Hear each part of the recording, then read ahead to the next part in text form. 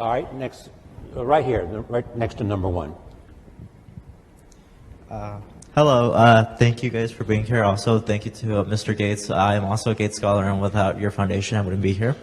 Many industrial-based communities have been severely affected with higher levels of unemployment due to the increasing utilization of automation, which ends up displacing workers.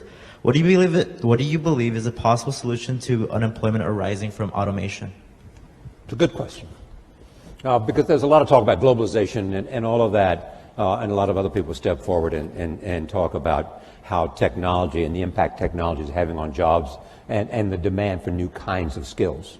Yeah, and we were here in 1800 and conducting this, and somebody would point out that eventually tractors would come along and better fertilizer and everything, and that 80% of the people are now employed on the farm, and in a couple of hundred years it's going to be 2 or 3%.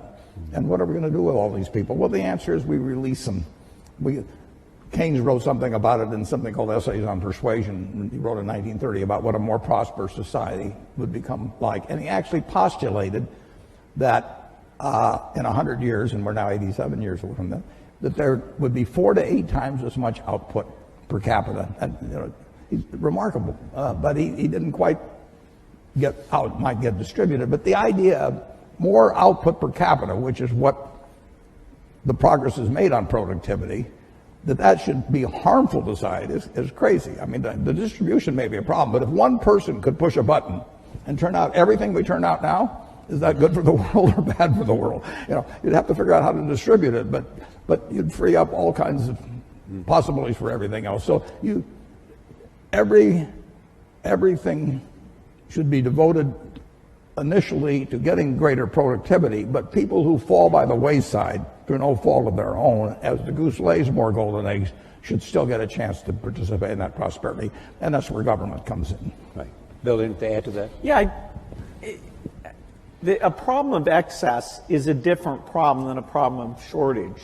You know, if all the tractors and computers stopped working, then we would have problems of shortage there.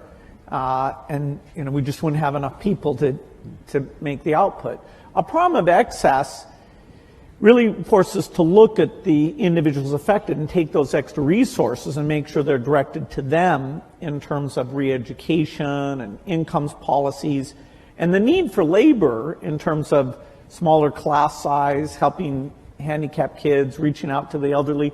The demand for labor is not at zero. If you ever get to that point, fine, you can shorten the work week, and you'll be just fine with that. And so this idea of taking an individual who during their generation is affected, I think there's a lot to be learned about that, a lot of thinking we have to do. But the macro picture that it enables is an opportunity.